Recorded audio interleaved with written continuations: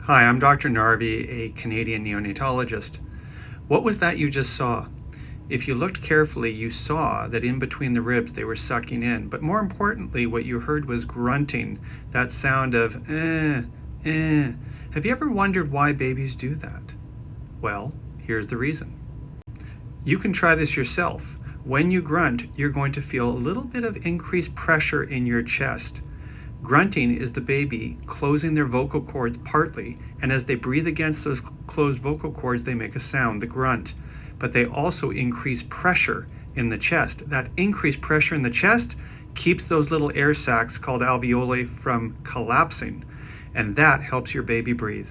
When babies are making that sound, sometimes we give them an assist with a little bit of CPAP, but make no mistake about it, there's something wrong in that chest.